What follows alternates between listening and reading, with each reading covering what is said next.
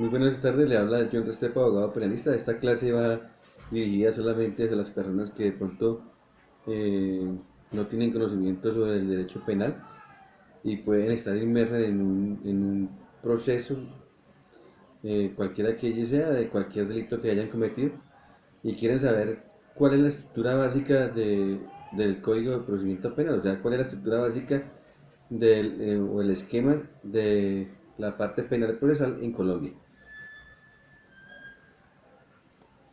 Vamos a hablar de dos temas.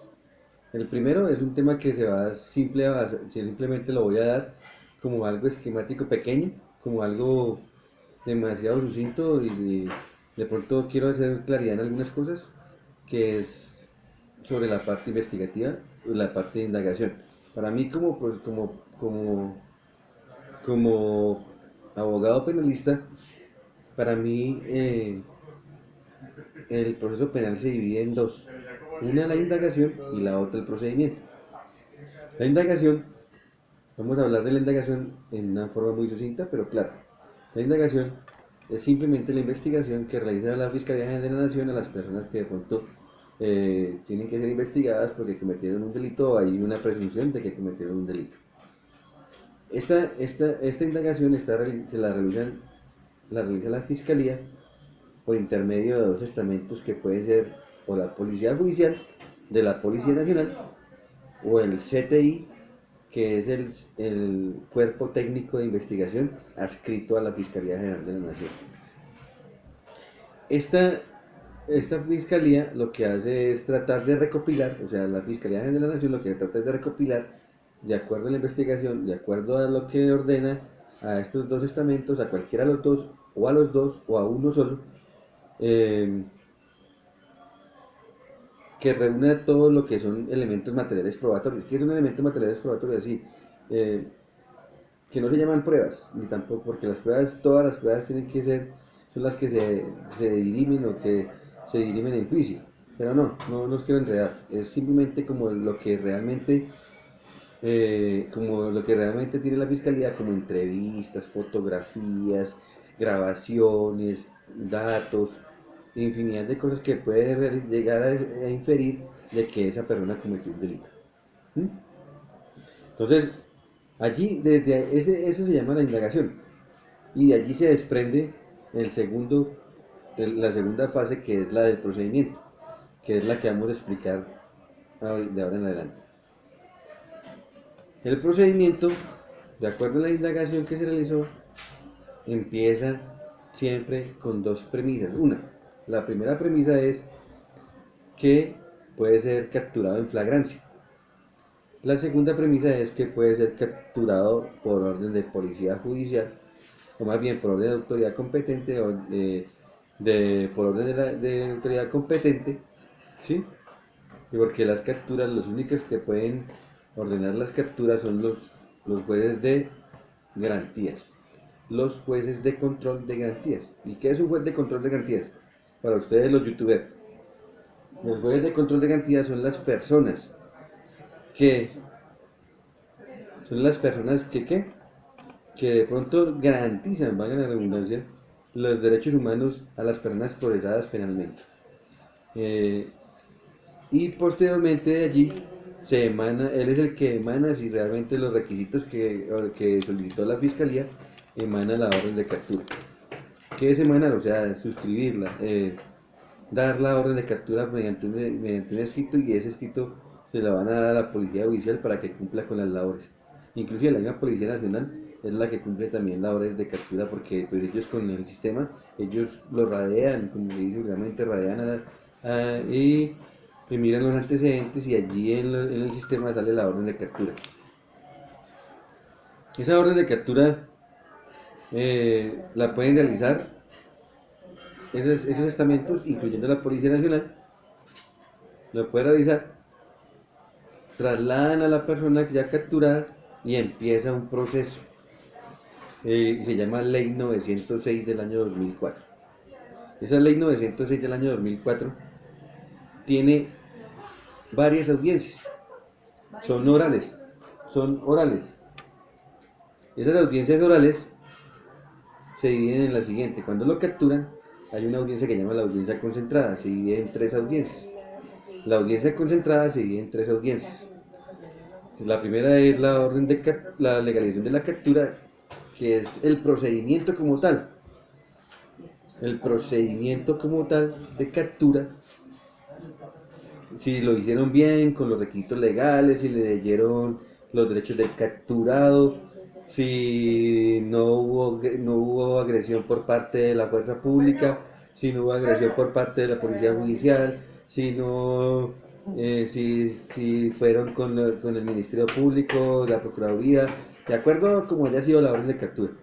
Esa legalización se llama legalización de la orden de captura, la audiencia de legalización de la captura. Después de la legalización de la orden de captura, sigue la audiencia de imputación de cargos. Entonces ahí es cuando la fiscalía lee todo lo que tiene en contra de quién, de la persona que fue capturada.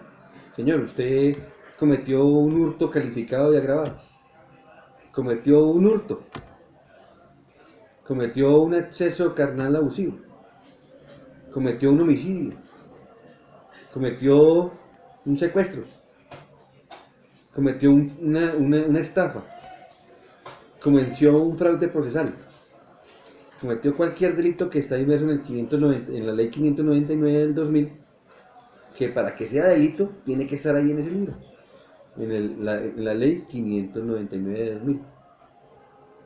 Todas las leyes que tengan que ver con delitos tienen que llegar ¿a dónde? Al Código Penal, ley 599 del 2000. Entonces, esas imputaciones van de acuerdo a lo que diga el artículo cualquiera que sea del delito que haya cometido. Ahí legalizan la imputación, ahí le dicen lo que, ahí le dicen la imputación de cargos. ¿Imputación qué es? Decirle usted cometió este delito. ¿Cuál delito? Cualquiera que está inmerso en ese delito. Entonces el juez ve que realmente, el juez de control de garantías ve que realmente cumple con todos los requisitos y le da legalidad a la audiencia de imputación de cargos. Quedó usted ya imputado de cargos, o sea, a partir de ese momento usted ya está en un proceso penal. Posteriormente llega la medida de aseguramiento. Hay algunos fiscales que por delitos menores nunca piden medida de aseguramiento, por algunas cosas que no se ve que haya una gravedad para pedirla, pues no la pide, o porque de pronto el delito como tal, pero el delito como tal no fue suficientemente grave como para pedir una medida de aseguramiento.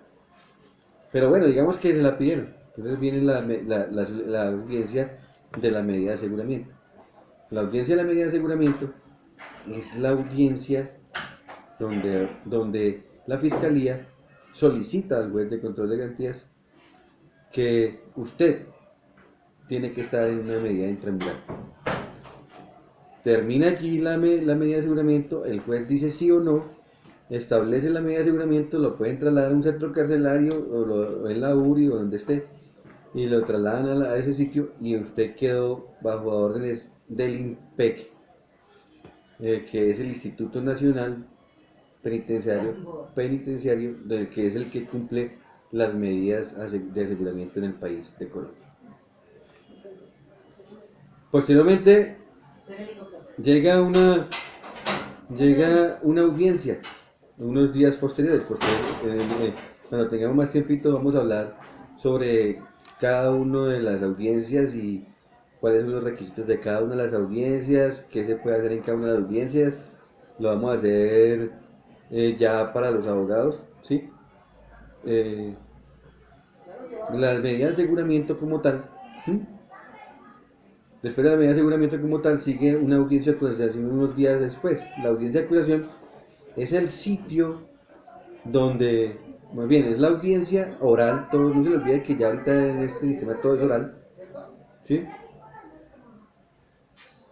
Es la audiencia donde la fiscalía terminó la investigación, reunió todos los elementos materiales probatorios, reunió todas las evidencias físicas, reunió todos los requisitos, reunió todo lo que es Y posteriormente, en ese escrito, que hay un escrito que sería como la única parte escrita, donde va a basarse, va a hacer la relación de todo lo que, de todo lo que consiguió, de todo lo que expuso, de todo lo que le indilgó y de todo lo que realmente se llama imputó.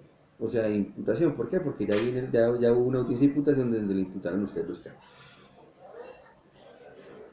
En esa audiencia de acusación ya queda en firme la acusación, valga la redundancia. Queda en firme la acusación, o sea, ya queda en firme el delito que usted cometió. O sea, ya queda explícito, tácito, típico el delito que usted cometió, eh, y entonces ahí queda ya usted acusado, se llama eso, acusado. Acusado por el delito de homicidio agravado, acusado por el delito de porte ilegal de armas, acusado por el delito de tal. Eso se llama audiencia de acusación. Allí la fiscalía es la que trae los elementos materiales probatorios y acusa formalmente a la persona que cometió el delito, que posiblemente hubiera podido cometer el delito o que cometió el delito. Posteriormente sigue la audiencia preparatoria. La audiencia preparatoria, ¿sí? La audiencia preparatoria es la audiencia más importante, creo yo, para la defensa. Y en esa audiencia preparatoria es donde la defensa primero tiene que saber cómo solicitar que los elementos materiales probatorios que tiene a favor del defendido sean bien incluidos, o sea, que puedan ser incluidos y que el juez diga que sí, que efectivamente ellos pueden ser utilizados en juicio para poder demostrar su inocencia. ¿Ya?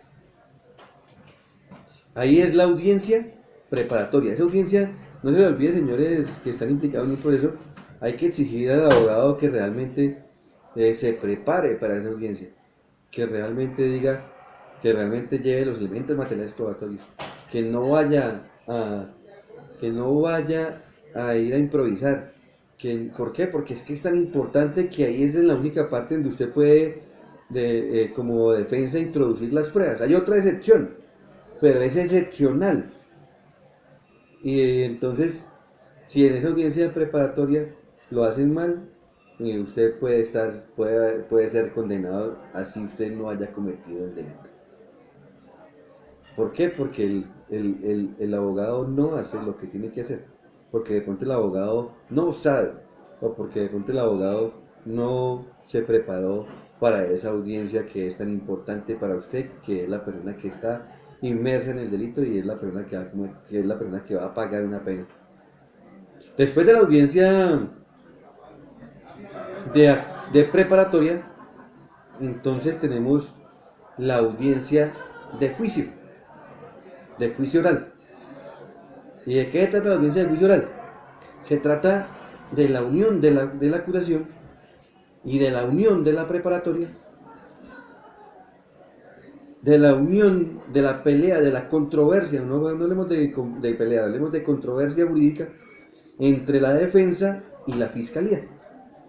Allí es donde se va a esclarecer, se va a mirar, se va a colocar los testimonios, van a llegar los testigos, se van a hacer valer las pruebas, todo lo que hicimos en la preparatoria y en la acusación, la fiscalía en la acusación y la defensa en la preparatoria, lo vamos a hacer valer en juicio, que es la audiencia de juicio, que también es importante. O sea, es importante, ¿por qué? Porque ahí de pronto se va a dar como de pronto la oportunidad para demostrar su inocencia, o de pronto a la fiscalía para demostrar su culpabilidad. Después de la audiencia, entonces sigue la audiencia del 447, la audiencia de alegatos de conclusión, y después la audiencia de fallo, que es cuando lo absuelven o cuando lo condenan y sería como la estructura básica de las audiencias en el proceso penal.